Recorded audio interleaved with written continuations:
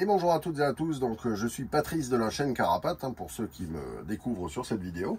Et donc, de temps en temps, on fait des tests de produits. Donc à partir du moment où ça correspond à ce que nous, on peut avoir besoin sur la route, sachant qu'on vit en véhicule aménagé donc à l'année. Donc là, j'ai reçu un produit de la marque Vantrue. Donc il s'agit de triple dashcam. Donc il me semble que c'est la seule au monde qui fait ça. Donc 3 dashcam, vous allez voir que sur la plus grande, donc qui vient à l'avant, on a un double objectif, donc vers l'avant et vers l'intérieur du véhicule. Et puis ici, on a la caméra arrière, qui se met normalement à l'arrière, mais vous allez voir que nous, on va faire une installation un petit peu différente. Donc il s'agit du modèle Nexus 4 Pro. Sur la boîte, eh bien, on trouve déjà un premier QR code pour le guide en français, parce que vous allez voir qu'à l'intérieur de la boîte, le guide est en anglais. Et ici, donc, les différentes applications dont on peut avoir besoin, puisqu'il y a des fonctionnalités qui vont avec le smartphone. Voilà. Allez, on ouvre ça. Hop. Déjà, un joli packaging. Ici, la petite explication sur le montage. Donc, vous voyez que c'est extrêmement facile, hein. Un cordon d'alimentation qui part donc de la prise allume-cigare vers la double dashcam donc qui vient à l'avant. Un cordon qui part de la double dashcam vers la dashcam arrière. Voilà. Donc c'est extrêmement simple, hein. Ici, ce que je vous avais dit, donc la petite notice en anglais, avec déjà ici un premier QR code si on va avoir l'ensemble de la notice, puisque là je pense que c'est une notice un petit peu simplifiée. Voilà, on a un petit outil, donc ça c'est bien pratique si on a besoin de le faire passer les câbles dans les joints, donc ça c'est cool. Ici on a donc la dashcam qui vient sur l'arrière, hop, donc avec un autocollant double face 3M, donc celle-ci normalement est prévue sur l'arrière, vous allez voir que moi j'ai fait un petit peu différemment. On a une petite protection là pour la lentille pour l'objectif. L'alimentation donc qui vient ici pour la caméra. Et ensuite, on a donc la grosse double dashcam qui vient à l'avant. Donc ça c'est l'objectif avant. Ici c'est là où va venir se brancher le support, mais je vais vous montrer ça. Là c'est là où on vient brancher la caméra arrière. Là vous avez la caméra qui vient à l'intérieur, donc qui est orientable. Voilà, qui est protégée. Là, hop, je vais enlever le petit autocollant donc qui vient sur l'écran. Donc vous voyez qu'on a un grand écran, vous verrez qu'il est en couleur. Et ici donc on avait une explication, on a le micro, la position donc des différents écrans si on veut voir un petit peu sur les 3 caméras en même temps. Voilà. Donc ça c'est la grande qui vient sur l'avant. Ensuite, qu'est-ce qu'on a de beau? Ici on a le support.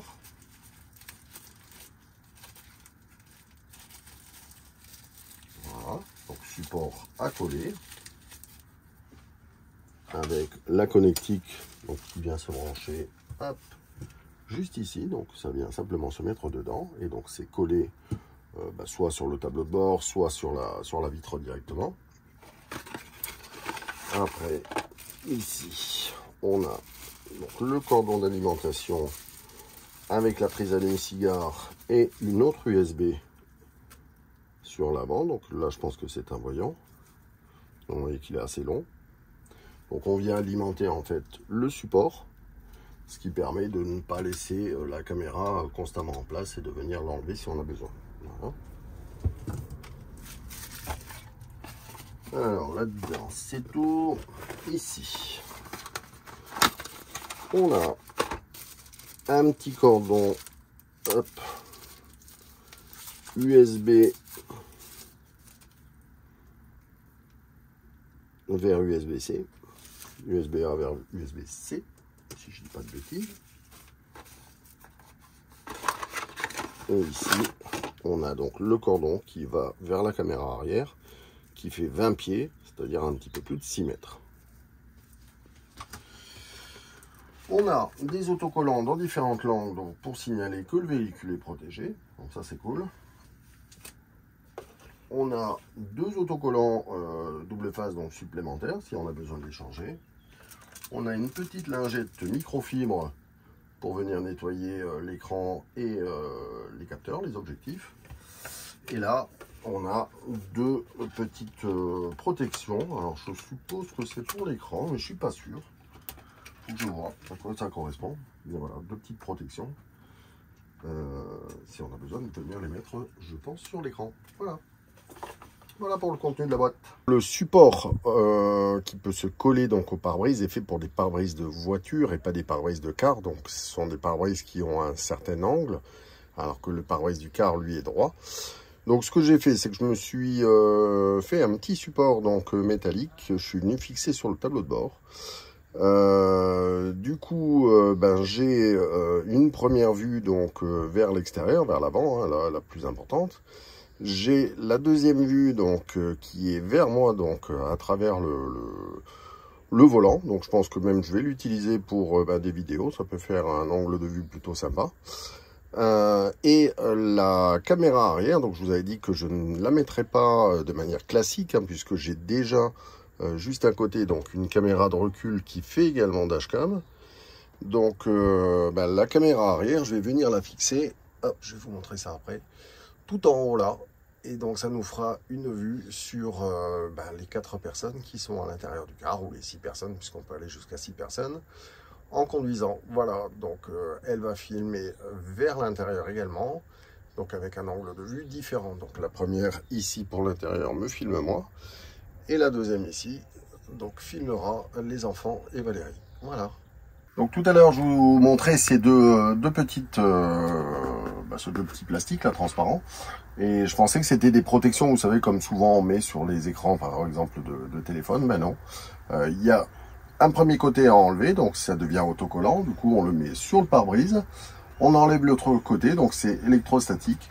Donc du coup, ça permet de bien venir fixer l'autocollant, donc qui est à l'arrière, soit de la petite caméra arrière, soit du support de la caméra avant. Et donc, on vient coller ça donc sur la vitre, et puis ensuite on vient fixer à l'aide donc du scotch double face directement là-dessus. Voilà à quoi ça sert. Donc là, je vais maintenant mettre en place le cordon qui normalement est prévu à l'arrière. Donc moi, je viens mettre ici en hauteur, parce que je vous rappelle que la petite caméra, hop, je vais venir la mettre juste là pour que ça filme et Valérie et les enfants quand je roule. Bon, ça y est, la partie installation est terminée, donc c'était extrêmement rapide. Donc, je vous rappelle ce qu'il y a à faire. Vous avez ici, hop, la prise allume-cigare qui vient se brancher, donc sur un allume-cigare ou sur une triplette comme j'ai moi. Donc, je l'ai fait passer le câble juste derrière le tableau de bord, et ça vient ici, donc sur le chargeur, alimenter le chargeur, et du coup, la double dashcam donc, que j'ai mis ici. Ensuite, on a ce câble ici USB-C qui part donc vers la caméra normalement arrière. Donc pareil, qui passe derrière le tableau de bord, que j'ai fait monter derrière le joint ici. Voilà. Et du coup, l'outil qu'il livre, celui-ci, est franchement pratique pour faire passer le câble derrière les joints. Ensuite, ça passe au-dessus de la planche noire là que vous voyez là.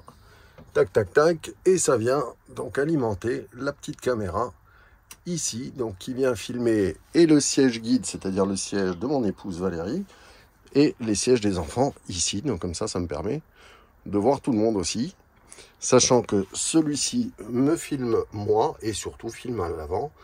Et l'écran que vous voyez ici, c'est la caméra de recul qui fait également dashcam, donc qui filme elle vers l'arrière, donc où j'ai le porte-voiture avec la petite voiture. Voilà, donc une installation des plus simples, ça c'est cool. Reste plus qu'à mettre, et je vous le montrerai après, donc les deux autocollants en anglais et en allemand, donc comme quoi le véhicule est protégé par ces dashcams. Et puis l'installation sera déjà terminée. Après, je passerai donc à la lecture de l'ensemble du mode d'emploi pour vous expliquer un petit peu les caractéristiques et puis le paramétrage des différentes caméras. Voilà. Bon, voilà, ça y est, les autocollants sont collés. Donc, en fait, je voulais en mettre un sur la porte avant, un sur la porte arrière. Et je me suis dit que ça serait mieux de les mettre un de chaque côté. Donc, il y en a un sur la porte avant. Et il y en a un sur la petite vitre latérale. Voilà. Bon, alors, j'ai refait un tout petit peu le support parce que je trouvais que l'angle de la caméra avant était pas très bonne. Donc, là, je l'ai refait. Du coup, ça permet aussi de mieux voir l'écran. J'en ai profité pour mieux mettre le rilsan là, parce que c'était pas très joli. En plus, j'avais plus de rilsan noir, Donc je l'ai refait voilà, pour que ce soit un petit peu plus propre. Donc ça y est, tout est terminé. Et bah, c'est en route, voilà, je vous montre l'écran. Voilà, donc bah, écoutez, juste après, je vous explique un petit peu le fonctionnement de tout ça. Alors donc, quand on ouvre en fait l'appareil donc sur le côté, ici, on a donc l'emplacement de la carte SD. On a le bouton donc, qui est sur le cache qui vient appuyer, donc c'est le bouton on-off. Hein. Et ici, on a une fonction reset pour le remettre aux paramètres d'usine. Donc, j'ai pris la carte la plus grosse qui puisse aller dedans, donc une carte rapide. Donc, c'est une 256 Go. Et je viens la mettre dans le bon sens, ça sera mieux. Voilà. Hop, à l'intérieur. Ensuite, on vient remettre simplement le petit cache. Et là, on vient l'allumer. Et voilà. Donc, peut-être qu'il va nous proposer de venir formater la carte. On va voir. Alors là, je suis aux paramètres d'usine. Peut-être qu'on n'est pas sur la bonne langue non plus. Alors, normalement, a priori, il enregistre directement. Donc, c'est bien. Alors voilà, donc ce que vous trouvez en fait ici sur l'écran, alors ici tout en haut, on a la résolution donc, de chaque caméra. 2160p, donc ça c'est pour la caméra avant, donc de ce bloc-là. 1080, eh bien c'est pour la caméra qui est ici, donc qui vient me filmer moi. Et l'autre en 1080p également, donc c'est la caméra qui filme ici tout en bas, donc Valérie et les enfants. Après ici, on a donc tout un tas de différents éléments, donc la durée d'enregistrement en boucle, le mode parking s'il est activé ou pas, le signal GPS, les valeurs d'exposition, si on a bien une caméra, une carte mémoire d'insérer, le mode nuit, etc., etc. Le capteur G, donc s'il est activé, hein, c'est ce qui permet de modifier la sensibilité, notamment en cas de collision dans le véhicule, si jamais à ce moment-là, elle n'était pas en fonction. Et bon, les dates, etc. Voilà. Et en dessous, donc ici, vous avez l'ensemble des boutons donc, qui permettent d'aller dans le menu.